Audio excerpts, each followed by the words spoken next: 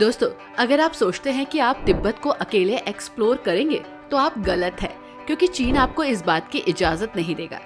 अगर आप ग्रुप में तिब्बत को एक्सप्लोर करना चाहते हैं तो शायद आपको परमिशन मिल जाए, क्योंकि इस समय तिब्बत पर चीन का कब्जा है। 1950 से पहले तिब्बत एक स्वतंत्र देश था, लेकिन चीन ने 1951 में इसे अपने नियंत्रण में ले लिया। 1959 में दलाई लामा भारत भाग गए और तब से तिब्बत की आजादी के लिए संघर्ष जारी है। तिब्बत में चीन के शासन के खिलाफ विरोध करने के लिए 100 से ज्यादा तिब्बती भिक्षुओं ने आत्मदाह किया। ये दुनिया के सबसे दर्दनाक विरोध प्रदर्शनों में से एक माना गया। यहाँ के भिक्षु अक्सर ममीफाइड बॉडी यानी कि संरक्षित शव को पूजते हैं, जो वर्षों तक खराब नहीं होती। इसी के साथ कुछ तिब्बती भिक्षु स्काई बरियल भी करते हैं, जिसमें शवों को पहाड़ों में छोड़ दिया जाता है ताकि गिद्ध उन्हें खा सके। ये तिब्बती परंपरा का हिस्सा है। हालांकि आपको ये हैरान करने वाली लग सकती है, लेकिन यहाँ के लोगों के लिए ये सामान्य सी बात है। तिब्बत में बौद्ध धर्म के तहत काला जादू और तंत्र मंत्र सदियों से चलता आ रहा है। माना जाता है कि कुछ तिब्बती भिक्षु ध्यान और मंत्रों से अद्भुत शक्तियाँ प्राप्त कर लेते हैं। चीन ने तिब्बत को हर तरह से बदलने की कोशिश की, उसके धर्म को, उसकी संस्कृति को। चीन ने तिब्बत की जनसंख्या बदलने की भी कोशिश की। चीन ने तिब्बत में लाखों हान चीनी लोगों को बसाया, जिससे तिब्बती लोग अल्पसंख्यक बन गए। आज तिब्बत की कुल जनसंख्या का 50% से अधिक हिस्सा चीनी मूल के लोगों का है। दोस्तों, तिब्बत को दुनिया की छत कहा जाता है, लेकिन इसके बारे में कई ऐसे रहस्य हैं, कई ऐसे चौंकाने वाले तथ्य हैं जो आपको हैरान कर देंगे। चीन के दक्षिणी पश्चिम हिस्से में ये स्थित है। अब सवाल आता है कि दुनिया की छत इसे आखिर कहा क्यों जाता है। दरअसल दोस्तों, इसकी औसत ऊंचाई 4500 मीटर से अधिक है और यहाँ कई ऊंचे पर्वत, ग्लेशियर और नदियां हैं, जिनमें ब्रह्मपुत्र, यांगजे और मैकोंग जैसी प्रमुख नदियां शामिल हैं। तिब्बत के लोग सरल और आध्यात्मिक जीवन जीते हैं। यहाँ के लोग ज्यादातर खेती, याक पालन और ऊन के व्यवसाय में संलग्न रहते हैं। तिब्बती भोजन में आपको भुनी हुई जौ का आटा, मक्खन वाली चाय और याक का मांस काफी फेमस मिलेगा। वैसे दोस्तों, बहुत सारे लोगों को ये भी लगता है कि तिब्बत के लोग प्योर वेजिटेरियन होते हैं, लेकिन ऐसा बिल्कुल भी नहीं है। यहाँ के लोग नॉनवेज भी खाते हैं। वैसे तिब्बती सभी बौद्ध हैं और सख्त शाकाहारी आहार का पालन भी करते हैं, लेकिन कहीं कहीं ऐसा नहीं है। तिब्बत में अधिकांश लोग बौद्ध तो हैं, लेकिन पूरे साल वनस्पति ना उगने की वजह से यहाँ पर लोग मांस का सेवन भी करते हैं। कभी जरूरत से ज्यादा ये लोग इसका उपयोग नहीं करते। इसी के साथ तिब्बत इस पृथ्वी के शानदार स्थानों में से एक है और सदियों से पर्यटकों के लिए रहस्य और कौतूहल बना है। एशिया की कुछ बड़ी नदियों का जन्म स्थल भी यही है और प्राचीन झीलों का देश भी है। ये बात शायद आप में से बहुत सारे लोगों को ना मालूम हो कि तिब्बत 1 अरब से अधिक लोगों के लिए ताज़ा पीने का पानी भेजता है। जी हाँ, ये एक बड़ा रिसोर्स है। इसका मुख्य कारण ये है कि यहाँ पर 6 बड़ी नदियाँ हैं। आर्कटिक और अंटार्कटिक के बाद ताजे पानी के विशालतम स्रोत तिब्बत को विश्व के तीसरे ध्रुव के नाम से जाने जाते हैं। इतिहास देखें तो हजारों साल पुराना है। 7वीं शताब्दी से तिब्बत एक शक्तिशाली साम्राज्य के रूप में उभरा। तिब्बती संस्कृति और धर्म का केंद्र बौद्ध धर्म रहा, जिसे गुरु पद्म संभव ने यहाँ प्रचारित किया था। हालांकि ये संघर्ष आज भी जारी है। तिब्बत दुनिया का सबसे ऊंचा पठार है दोस्तों। समुद्र तल से 4500 मीटर की ऊंचाई पर स्थित ये प्रदेश अब चीन के कब्जे पर है और चीन का एक महत्वपूर्ण राज्य। इसलिए चीन अपनी सारी मनमानी इस राज्य पर, इस देश पर करता है। वैसे आज तिब्बत चीन के नियंत्रण में भले ही हो, लेकिन यहाँ की सांस्कृतिक विरासत और धार्मिक परंपराएं ये अभी जीवित रखे हैं। तिब्बत में रेलवे और आधुनिक इंफ्रास्ट्रक्चर का विकास हुआ। कई तिब्बती अपनी आजादी और सांस्कृतिक पहचान की रक्षा के लिए संघर्ष करते रहे।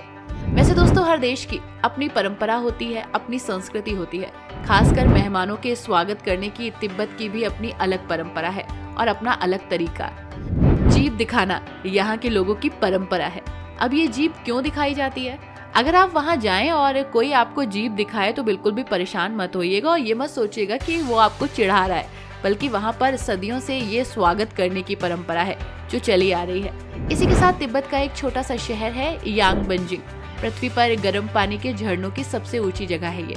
आकाश को छूते उबलते झरने और गर्म और ठंडे पानी का फैलाव एक अद्भुत प्राकृतिक दृश्य पैदा करता है। मान्यताओं के मुताबिक हर झील में ड्रैगन का निवास है तथा हर पत्थर में आत्मा बसती है। पत्थरों की परिक्रमा से पापों का नाश होकर निर्माण की प्राप्ति होती है और तिब्बती बहुत नर्म और धार्मिक होते हैं तथा बहुत जल्द खुश भी हो जाते हैं। दोस्तों, दुनिया का सबसे ऊंचा रेल मार्ग किंगघई तिब्बत रेल मार्ग है। तिब्बत जाने के कई तरीके हैं वैसे तो, जैसे आप एयर से जा सकते हैं, कार से जा सकते हैं और सबसे रोमांचक तरीका है ट्रेन से।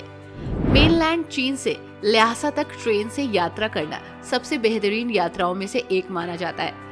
हालांकि ये ट्रेवल बहुत लंबा होता है। बीजिंग से ल्हासा तक लगभग 42 घंटे लगते हैं, लेकिन इस टूर में आपको जो जो दिखेगा ना वो आपको हैरान कर देगा।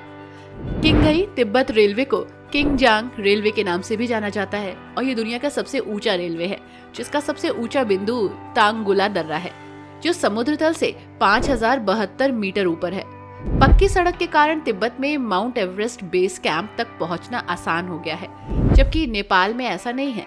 यहाँ पहुंचने के लिए कई दिनों तक पैदल चलना पड़ता है, लेकिन इधर से यानी कि तिब्बत से अगर आप जाएंगे तो शायद आपको ये आसान पड़े। दोस्तों, तिब्बत की समृद्ध संस्कृति और विरासत का सबसे महत्वपूर्ण पहलू इसकी राजधानी ल्हासा है, जिसमें कुछ सबसे ऐतिहासिक स्थल हैं। ल्हासा शहर न केवल क्षेत्र का राजनीतिक, आर्थिक और आध्यात्मिक केंद्र है, बल्कि बौद्ध धर्म से अपने मजबूत संबंध के कारण तिब्बतियों के लिए धार्मिक महत्व भी रखता है। शहर के मुख्य आकर्षणों में से एक पोटाला पैलेस है। पोटाला पैलेस तिब्बत का एक प्रतिष्ठित प्रतीक और तिब्बती वास्तुकला का एक उत्कृष्ट नमूना है। 7वीं शताब्दी से 14वें दलाई लामा तक दलाई लामाओं के शीतकालीन निवास के रूप में इसका इस्तेमाल हुआ था। पैलेस में 2 मुख्य भाग हैं, व्हाइट पैलेस और रेड पैलेस, जो 1000 कमरे, विभिन्न भित्ति चित्र, कला, मकबरे और चैपल के लिए जाने जाते हैं। दलाई लामा के जाने के बाद से इसे एक संग्रहालय में बदल दिया गया। 1994 में इसे यूनेस्को की विश्व धरोहर स्थल घोषित किया गया। इस महल को 2 भागों में डिवाइड किया गया है, रेड पैलेस और व्हाइट पैलेस। धार्मिक कार्यों को ध्यान में रखते हुए रेड पैलेस और प्रशासनिक और दलाई लामा के निवास के लिए व्हाइट पैलेस। महल के अंदर प्राचीन ग्रंथ, पवित्र मूर्तियां, तिब्बती कला और चित्रकारियां मौजूद हैं। ल्हासा शहर का शानदार नजारा ये दिखाता है। इसी के साथ दोस्तों, यहाँ पर आपको जोखांग मंदिर भी मिलेगा, जो वर्ल्ड फेमस है, तिब्बत का सबसे पवित्र मंदिर।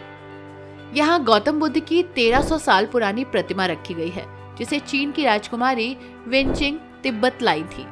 ये तिब्बती, भारतीय और नेपाली स्थापत्य कला का अद्भुत मिश्रण है।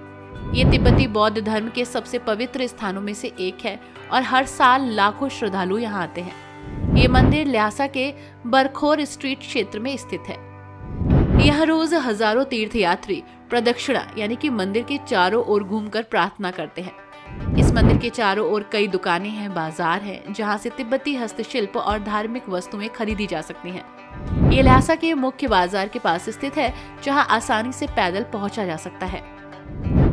दोस्तों, ये है नमोत्सो झील, तिब्बत की सबसे खूबसूरत झील। ये तिब्बत की सबसे खूबसूरत, ऊंची और सबसे पवित्र झीलों में से एक है, जो समुद्र तल से 4718 मीटर की ऊंचाई पर है। इसे तिब्बती भाषा में स्वर्गीय झील कहा जाता है। झील का नीला और क्रिस्टल क्लियर पानी पर्यटकों को मंत्रमुग्ध कर देता है। यहाँ के शांत वातावरण और प्राकृतिक सुंदरता के कारण ये ध्यान और मेडिटेशन के लिए आदर्श जगह है। झील के किनारे छोटे छोटे मठ और ध्यान स्थली है, जहाँ भिक्षु साधना करते हैं। झील के पास स्थित पहाड़ों और हरियाली से भरे परिदृश्य इसे स्वर्ग जैसा बनाते हैं। ये जगह फोटोग्राफी, ट्रैकिंग और कैंपिंग के लिए प्रसिद्ध है। झील का पानी साल के कुछ महीनों में जम जाता है, जिससे यहाँ का नजारा और भी सुंदर हो जाता है। नमोत्सो झील ल्हासा से 250 किलोमीटर दूर है। यहाँ टैक्सी या बस से पहुंचा जा सकता है। दिस इज माउंट कैलाश और मानसरोवर झील। माउंट कैलाश हिंदू, बौद्ध, जैन और बोन धर्म के अनुयायियों के लिए सबसे प्रसिद्ध पर्वत है। यहाँ कैलाश परिक्रमा 52 किलोमीटर लंबी है। मोक्ष की प्राप्ति इसे माना जाता है। मानसरोवर झील को पवित्र झील माना जाता है। यहाँ स्नान करने से सारे पाप धुल जाते हैं। यहाँ के वातावरण में एक दिव्य शक्ति महसूस होती है, जिससे ये स्थान आध्यात्मिक यात्रियों के लिए एक महत्वपूर्ण स्थान बन गया। मानसरोवर झील का पानी बेहद साफ और शांत होता है। कैलाश पर्वत की परिक्रमा करने में 3 दिन लगते हैं और ये यात्रा काफी कठिन होती है। मानसरोवर झील के पास राक्षस ताल भी स्थित है, जिसे असुरों का निवास स्थान माना जाता है। मानसरोवर झील और माउंट कैलाश भारत के उत्तराखंड और नेपाल के रास्ते जाया जा सकता है। भारतीय तीर्थयात्रियों के लिए कैलाश मानसरोवर यात्रा की विशेष अनुमति लेनी पड़ती है। दोस्तों, एवरेस्ट बेस कैंप।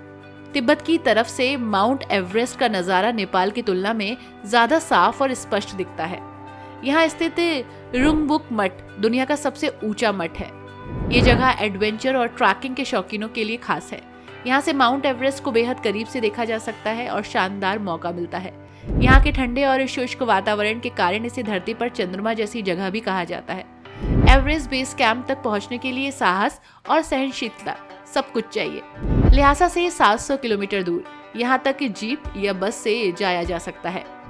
इसके अलावा भी यहाँ बहुत सारी जगह है जहाँ आप एक्सप्लोर कर सकते हैं, घूम सकते हैं। सीरियसली आपको तिब्बत बहुत पसंद आएगा। आई होप दोस्तों आपको ये वीडियो अच्छी लगी हो। Thanks for watching. Bye bye and take care.